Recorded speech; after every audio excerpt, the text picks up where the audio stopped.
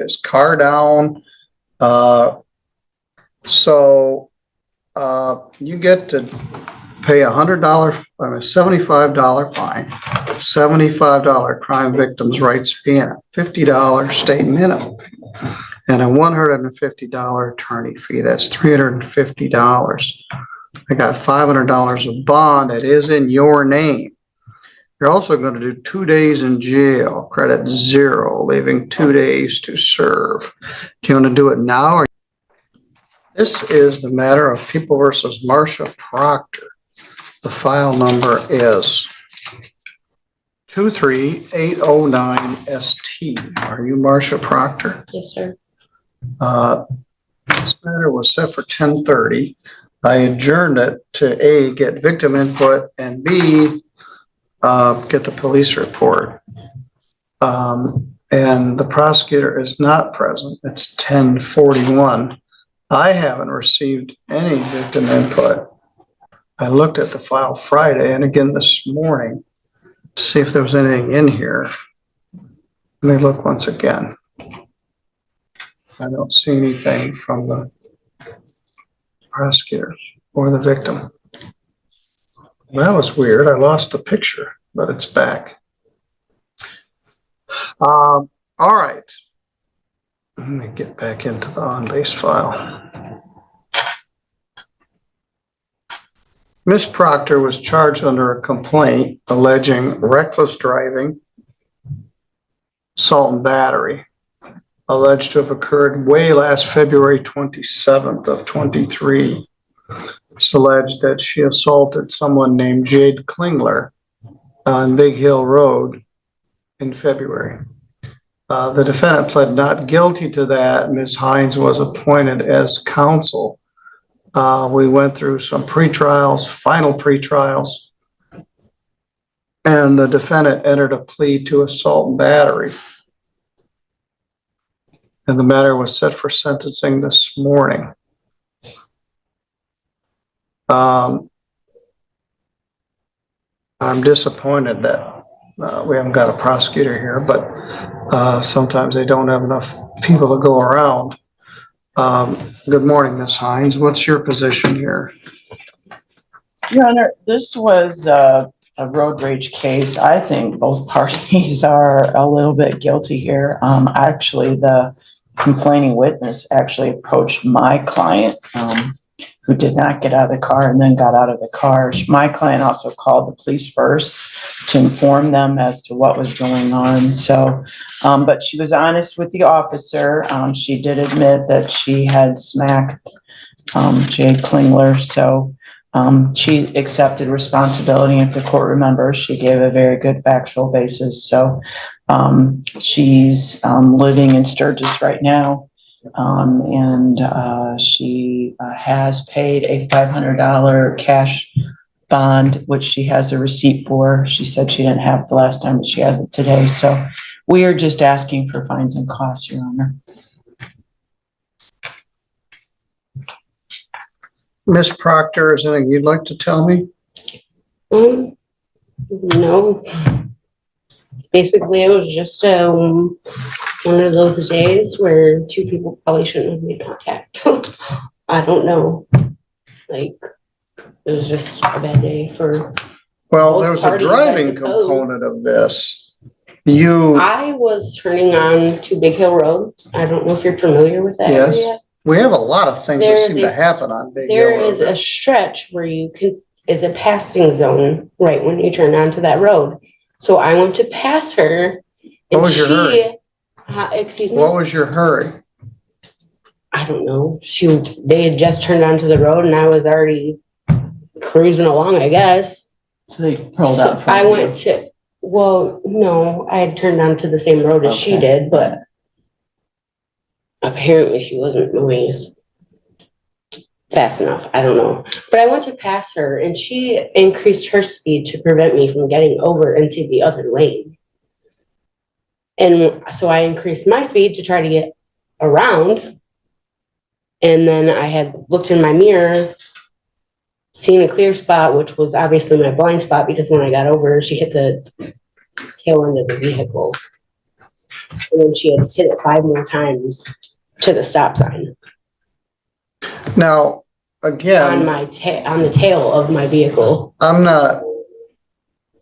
the police report sort of synthesizes your side and her side. There isn't anybody here to present her side. I don't know this lady. I know of her. I think she works at Revolution Health. I think she's a nurse. But I don't know that I've ever met her. And her version is that you passed in a no passing zone, flipped each other off. Absolutely not. Well, all right, maybe she says she flipped you off. I don't know. But at any rate, when you pull back in, you hit her car. Right, And because I had looked I looked in my mirror. people get dead Did doing that not- sort of thing. Yeah, then people she get dead trying to prevent somebody from getting into the other lane as well. Yes. I am 100% in agreement to that was her fault. Well, then and she again, was there's your preventing- version and her version, and I'm gonna put on my tombstone, the truth is somewhere in the middle. She says that you then slammed on your brakes and she ran into the back end of your car. You say she was ass ending your car. But then you both got out of the car and you smacked her upside the head. I smacked her across her face. Well, she had a bloody ear. So how is that a good solution to this? Go ahead. I don't know where I made contact. I just know that I smacked her in the face. I don't believe that I hit her in the ear, but it's possible. Again, she was interfering with my driving and putting my life at, not only my life, but her life in jeopardy of, a very bad accident, because I, for a minute, thought that the vehicle I was driving was going to roll, and it scared the Jesus out of me. It really did. I thought I was going over at one point, but thankfully I didn't. There have been several really bad accidents at this, up and down this stretch between there and Lafayette.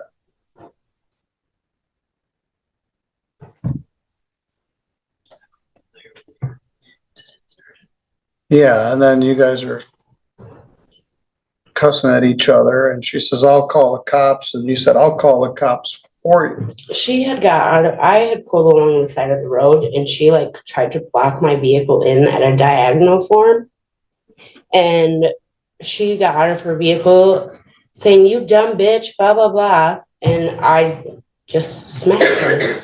Yeah.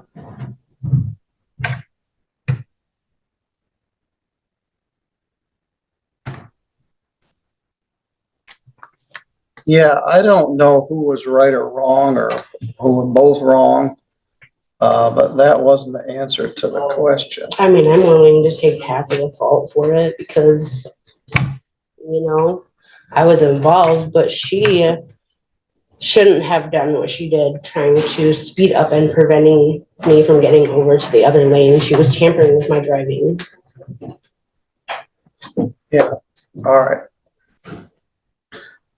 So when someone does that, you get to slap in the face? Well, no, that's not necessarily true, but when it's their fault and they get out cursing at you and calling you names, yeah, I have to say, sorry, but I don't feel bad for smacking her. Well, and there weren't any witnesses to this. It was just you and her. And she's not here, and I don't have any prosecutor input. There was another vehicle, but I don't think that they were in front of me. So I don't think they were looking in their rearview mirror to, watch behind them at that point. And I haven't been out there to look and see whether it was a no passing zone or not. Where were you going? I was headed into town. Well, you were headed northbound on Big Hill. I was coming from Indiana to Sturgis.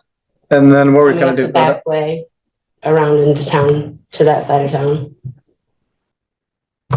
Well, then you left before the cops got there. Did you call the cops? Yes, sir. But then you left before they got I there? was already on the phone with dispatch when I was driving away from the scene, yes.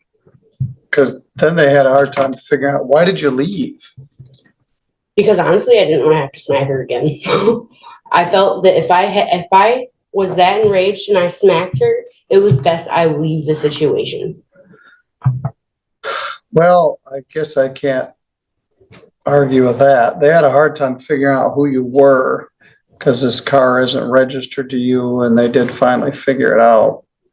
There were some photos of the vehicle, which I didn't get. Now, you got a temper.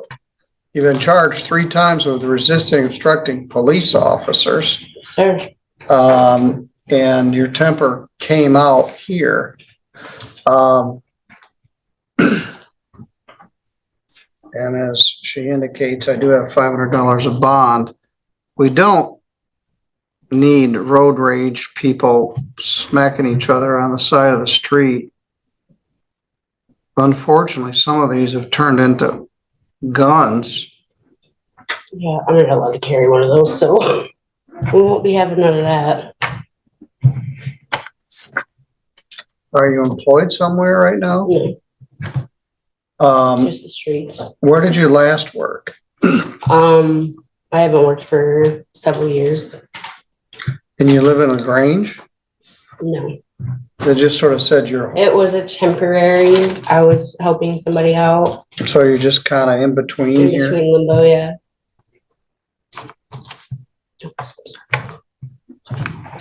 You're good.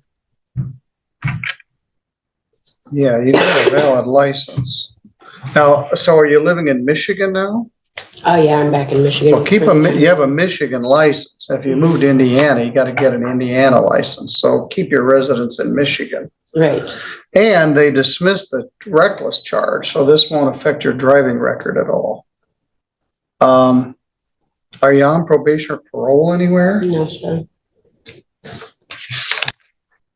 How long were you in jail before you bonded out? I wasn't in jail. I actually was going to pick up my son that day and was backing out of a driveway, and another lady was backing out of the driveway across from me that I was completely unaware of. I had went to turn around in a hurry, got into a fender bender there, and then the cop was like, "Oh, well, you have a warrant for your arrest, so it's either $500 now or I take you to jail." So thankfully, I had someone with me who said, "Well, here's, and she happened to have money on her that day. Said, here's this. We're going back to the house." So do I have to give that money back to someone else? That I don't know. I haven't really discussed it with her. Well, I'm assuming she wants her, let's see whose name the bond receipt is in. The bond receipt's in my name. All right, then that's between you and her. Basically, I just need to know how much the fines and costs are and if there will be a remainder of this or if it will be.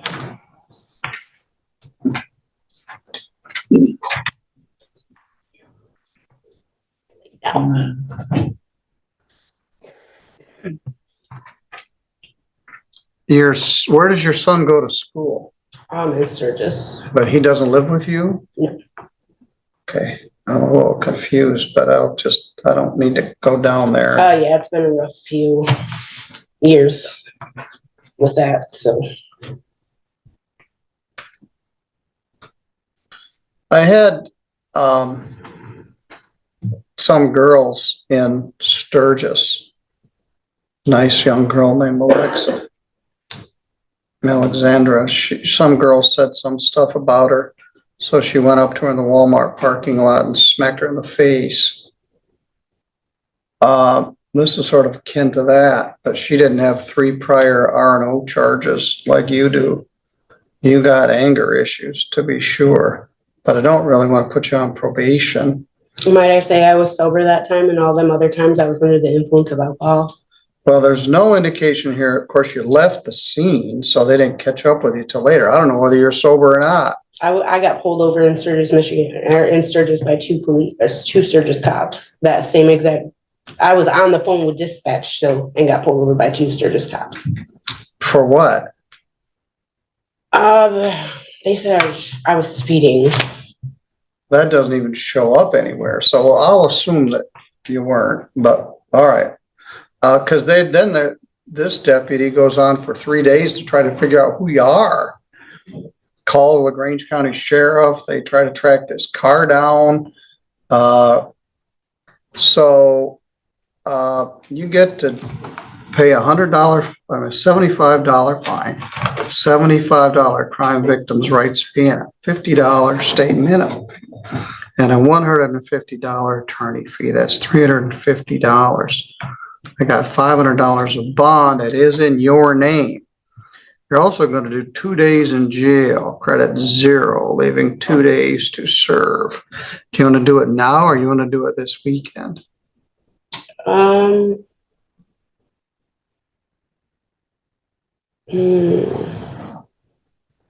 don't know, because I got a ride here today, so I'd have to let them know. All right, we'll let them know. You'll be out by Thanksgiving if you do it this way. Well, it'd be the day after Thanksgiving if I did it on the weekend, correct? Well, you could do it Friday and Saturday or Saturday and Sunday. Let's go with Saturday and Sunday. Well, if you go in Saturday night, you get out Sunday night. Monday night. So we'll do Friday. Friday, November 24th, 7 p.m. Report to jail.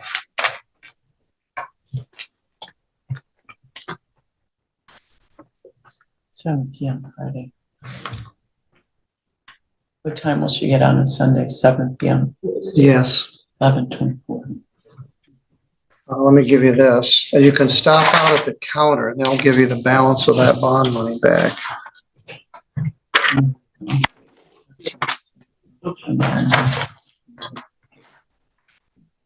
Your stuff. All right, you're good to go. Thank you, Lori. I have paid Lowry at 11. Let's just go right into that one. Thank you. Here's a professional English ending commentary for this court case.